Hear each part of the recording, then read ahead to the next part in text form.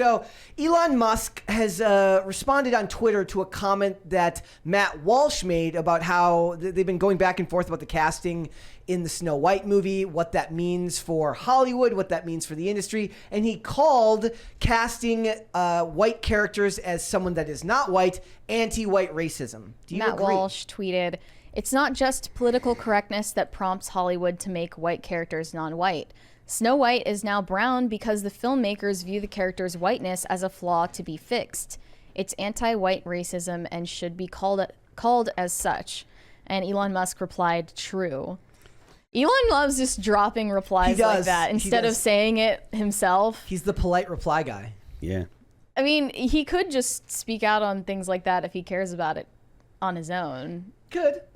Instead of just like quietly dropping a reply like that. When it comes and then Matt Walsh said, "You really have to appreciate the fact that a major big tech platform is run by a guy who will publicly agree with this take," which is obviously the correct take, I might add. I agree with it. Yep. I think it's true. I think he's right that they do believe it, that's a problem to be, that they see it as a problem to be corrected rather than simply changing a story, right? Like, we had to watch this thing yesterday where Bryan Cranston was talking about how, like, you're not going to silence our voices with AI. I'm like, well, what about what you're doing to these stories from the 1800s when you're changing them, right? Like, you have no problem changing and speaking for someone else when it suits you. You absolutely have a problem doing that when somebody does this to what you want and what you love, right? And I saw another thing that was talking about these all of these concepts, and they were talking about how characters should be portrayed. And in it was a rather extreme take where it said, like, white characters should be portrayed as good or neutral. I said, no, characters can all be good and evil, but you have to be willing to make everybody good and bad, because that's how you actually reflect reality, right? It's not something where some group is only shown one way. That's a recipe for insincerity. It doesn't feel real to me. Yeah, who was the Marvel actor that said he had trouble getting a villain role because they only want white actors to play villains? Kumail Nanjiani said that. Yeah, basically. and then Hollywood can't come up with a coherent narrative on this because then on the other hand, you have John Leguizamo complaining about how racial minorities are stabled into just playing villains and they can never play the heroes. So, like, which one is it? Which one's true? There might have been a time when that was somewhat kind of a bit true, but I don't actually agree with that. No. Like, there was just a time when it was more evenly distributed amongst people, right? Where everyone played good guys and everyone played bad guys. Now it's very suspicious who's allowed to be a good guy and who's allowed to be a bad guy. I don't think that non-white actors were ever pigeonholed to play villains. I mean, I think white actors are getting pigeonholed to play villains. Now, yes. Yeah, well, I mean, yeah, in general. But also, like, look, Hollywood has for a long time done stereotypes because in a lot of ways you sometimes have to tell stories with stereotypical characters, right? That's a lot of times gang members, right? They do that with movies and television shows. But, like, if you watch The Shield was a great way of showing you Los Angeles, right? Meaning that it showed the gangs that were from Mexico, gangs that were, South Central, that were black. There was white supremacists in the show. That was real to the world we live in. Like, there was actual groups of bad guys that represented different demographics because that's the way the world actually looked at the time, right? And that felt more real. It felt more honest, but that would never be allowed to be done now because somebody from a different department, a human resources department, would have to butt in and say, we can't show that because it's what they would call a dangerous stereotype. And if that person pushes back and says, well, it's not really a stereotype, it's based on actual groups that do exist, they would either get fired, removed, or their advice would be ignored. Racist. They would not be allowed to do that. Right. Mm-hmm. So Hollywood had a better hold of things in the early 2000s with The Wire or The Sopranos or I guess The Shield wasn't HBO, but that time period had a better understanding of how demographics worked for good guys and bad guys. In that show, in The Shield, not C. Thomas Howell. What's her name? Like, there was male characters and female characters of all different races that played good guys and bad guys. It's not that difficult to do. They just don't want to do it because it threatens the programs that they're running now. They also view movies as higher stakes for social programming than TV shows, so maybe that's why TV shows had a more even-keeled approach in the past. As in more cultural impact? You mean The movies will have more cultural impact, so they feel the need to change things and race swap and all of that stuff more so than in TV shows. I think it's the opposite now. TV is where all that happens the most. Way more than. Seems I mean, it still like happens in Disney movies. is really prioritizing no white Disney princesses at this moment. Like I said, they could have gotten away with one or the other with that one, but changing the dwarves and changing the princess, it's going to fail. It's going to fail just like, Peter Pan failed. Yeah, it's a lot easier to criticize the new Snow White for, making it into a feminist narrative where that she doesn't need to be saved by the prince, and it's easier to complain about the fact that the dwarves have been replaced by everything about this new Snow White movie looks bad. Yeah. Oh yeah. Even like the race swap part of it is just uncomfortable to talk about because people get the most sensitive about the subject compared to Snow White feminism or I mean she was described as having skin white as snow. I don't think that can be interpreted in any other way. But because it's a fictional character, they say everything's on the table for that. And this happened with Barbie too. It's literally a miracle that a white woman got cast as Barbie. I don't know how that happened. Yeah. But they said, black people went out and supported a white Barbie, but you guys won't support a black Little Mermaid. And it's like, yeah, the difference is right there in your face. Barbie was always white. Ariel was not.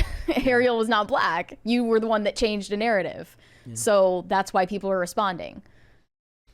I don't know what you like. The other thing is you can just make new movies and not have this problem happen at all, right? That's the easiest way to solve this problem. They do that. I feel like there is a new Disney princess movie coming out of a non-white princess. I forget what it's called. It's going to be totally forgettable. But what if it was good? That's the question they should always be asking. The question they shouldn't be asking themselves is, what if we make it and nobody goes to see it? The question they should be asking themselves is, what if we make it and it's amazing? Take the risk. Take the risk and build new franchises off of characters that haven't been seen before, and you will get far more goodwill from the audience. I don't think the creative brain power is in the positions necessary to actually make new content that's creative and good. First of all, I think there's a lot of hiring my friends and people that are not necessarily the most talented writers and stuff are getting jobs. As opposed to the most talented writers. Oh, I think they know perfectly well that the good scripts exist. I think they just go with the stuff that they think that reinforces their ideological beliefs. There's plenty of good material out there that gets buried. Sound of Freedom got buried because they didn't agree with the message in it, right? There's and they said the villain is suspiciously not white, in the Sound of Freedom movie where it's literally based on a real person who wasn't white in the story. Well, but not just that, but then there's plenty of creeps in that movie who are white, who do very, very bad things that everyone hates. Even one of Tim Ballard's allies. Yes. Yep. We won't go into spoilers there. But on the subject of dwarf erasure, George Coppin is a British actor with dwarfism who is now speaking out about the new Willy Wonka movie. Thank God. They're doing an origin story for Willy Wonka starring Timothée Chalamet, if you haven't heard already. And Hugh Grant is going to be playing one of the Oompa Loompas. And they have changed the official canon height of Oompa Loompas from 58 inches to 20 inches tall. So he's no because longer... they don't want to hire dwarfs. Yep, exactly. So here's what George Coppin had to say. He said, a lot of actors with dwarfism feel like we're being pushed out of the industry we love. A lot of people, myself included, argue that dwarves should be offered everyday roles in dramas and soaps, but we aren't getting offered those roles. One door is being closed, but they've forgotten to open the next one. When it comes to dwarfism and stuff, I feel like there's so much that goes on in a person that has dwarfism life. I feel like it becomes distracting for most roles. Yeah. You kind of have to write a role for a dwarf. Because it's something you can't just not address it. Yeah, I mean, it's look, if you just throw a dwarf into a buddy cop role, It becomes part of the show, whether you like whether Like you when want to Augie admit- in Covert Affairs is blind, they didn't just not address the fact that he's blind. It was part of a lot of the storyline. Yeah, it has And to be. They use it really, really well in there because he has a great sense of humor about it, and it becomes part of his character. You can't have sense of humor about. You No. couldn't have a sense of humor about someone with dwarfism in modern Hollywood. Are you kidding me? You wouldn't be allowed to, right? So So you think you were making Blazing Saddles? No, they're absolutely not. It's really funny you mentioned that because that actor's not blind because they have to do flashback scenes to when he could see, Christopher Gorham, and it's a big part of his character that in the real world, Get a really good blind actor. that's what they would say now, right? They would or what would happen is You got they to act would, like you can see. in the original version of the script, if it was being done today, they would have to either not include the flashbacks, or the writer would have to knowingly include the flashbacks. Different actor. No. What they would do is he would have to the writer would have to say like, look, I want to be able to cast who I want in this. So even though I might not want flashbacks for this character, I'm going to have to include them anyways because it gives me an out from having to be, pigeonholed with my casting. Like that, and if people don't think that all of that thought goes into the casting process, that's a big part of the article from Bounding into Comics. Is like you don't just trip and fall into these decisions. James Gunn at one point said, like, look, I just casted the best actor for the job when he was talking about casting for Suicide Squad. But then when he's talking, for Guardians. But then when he was talking about Suicide Squad, he says, look, 95% of all superhero characters are white, so it makes sense to change some of these characters to more accurately reflect the world that we live in, which is what they always say, which makes everyone want to vomit, right? Like that's not just put a different character in there or create new ones. If we were reflecting the world we live in, there wouldn't be superheroes in the movie. Exactly, right? There you go. But I did have this thing about the Yennefer thing because I thought this was. I'll put it on screen. There are people that can shoot lasers Slack. from their eyes. Okay. So it says this was an EV magazine thing where it says casting director Sophie Holland says Anya I don't know how to pronounce her last name, Shalatra's casting as Yennefer in Netflix's adaptation of The Witcher was intended to challenge beauty standards. And the idea is that they're challenging the beauty standards because, according to the lady who was casting, she said people who like fantasy have a mostly white concept of beauty. It's not. It has nothing to do with color. It says, and then Shoe on Head says, imagine being this actress and being told you were casted to challenge beauty standards. Yeah. It says, so this was one of the quotes. It says, she was talking about working with the showrunner, she says, and we work so well together. She's so open to conversations. Yennefer is described as the most beautiful woman in the world. This was a few years ago, and I'd like to think that things have changed. But when you think about people's unconscious bias, there's that phrase again, especially in the fantasy world, it felt like these worlds were predominantly white. And I remember saying, I feel like we need to challenge what people think of as the standard of beauty, and having a woman of color in this role does incredibly powerful things to the people watching. Well, then why did they cast Henry Cavill? Instead of a black man. And then so he says the casting director is basically calling an actress they cast ugly in an attempt to win a few virtue points about challenging beauty standards. I mean, just say that you hate fantasy fans and think that they're racist. Yeah, and right? that's what they do think, right? It says the way that they she's a beautiful talked about woman. Rings of Power tells you everything that you need to know. Yep. And it's funny too because this actress, she's beautiful. Yeah. Like you didn't need to make these comments at all, but you're addicted to the virtue signal. You're addicted to the articles written by a bunch of trash trade outlets writing about how you're such a good person. Like, have you noticed? Like, none of these people want to be known as like a great writer. They want to be known as a great person. Yeah. Yeah. They don't ever talk about the strength of their right. I'll give Greta Gerwig this. She's kept the focus on the movie. Mm-hmm. And people who aren't actually good people are very attached to making everyone think that they're good people. Yeah. So they'll do everything it takes in that pursuit of just the perception that they're good. It's like they're just addicted to the fact that when they search their names, they're going to get a bunch of fluff piece articles that come up first about how they're challenging beauty standards. And this poor actress is over here like, I just want to work. Like, I'm not here to challenge beauty standards. I legit thought that she was white when I watched the show anyway, so I don't know how it's challenging any Eurocentric beauty standards. She's not challenging any beauty standards, is she? I mean, She's beautiful. Pretty, right? She's beautiful. Yeah, it would really be challenging beauty standards to cast somebody ugly The girl in her that's role, but that would go against the story, which is that she went through this ritual process of getting her uterus ripped out of her body to become beautiful. The girl that's playing Snow White, that is challenging beauty standards. Oh, I think she Like, looks like she's- Lucy Hale. I think she's pretty. She's pretty. It's just that her personality is so grating. It kind of They ruins put her it. in a movie with Gal Gadot.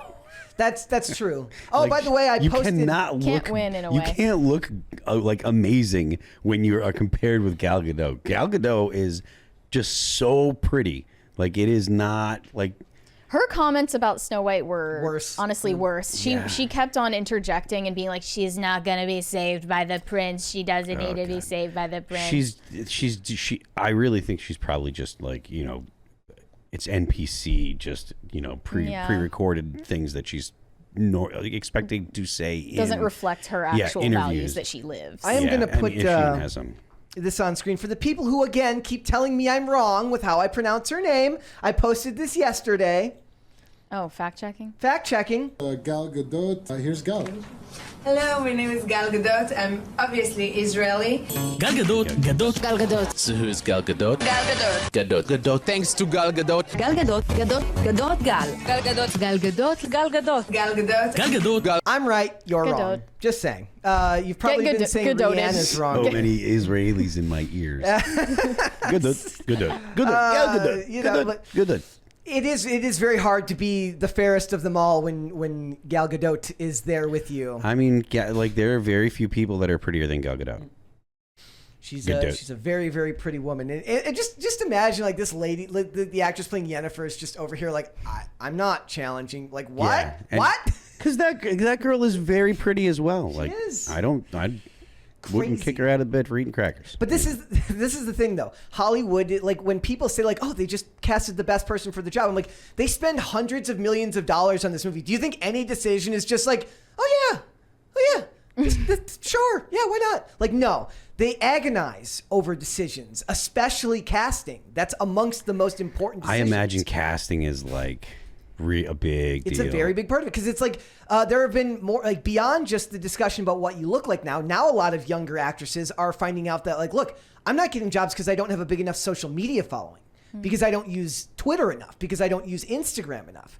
There's a $20 one there from Crispy Leg Transport LLC. As a black guy, she looks white to me. What is a POC anyway? I get confused by that term sometimes. Is he talking about who is? He's talking who is about the girl who played the actress Yennefer. who plays Yennefer. Okay. I thought she was white. Yeah. I was none the wiser. What is so. she supposed? Like, what is she actually supposed to be, or what are they saying? She starts out the What's her show cover story? as a hunchback who is ugly, and then she goes through this ritual where they remove her uterus, and then she becomes the most beautiful woman in the world. Sick. But she's obviously, she can't have kids. Yeah. So it goes into her Awesome. storyline that she has to be beautiful. Therefore, you're not challenging Wait, so beauty she's just- standards. Her own character's highest priority is her looks.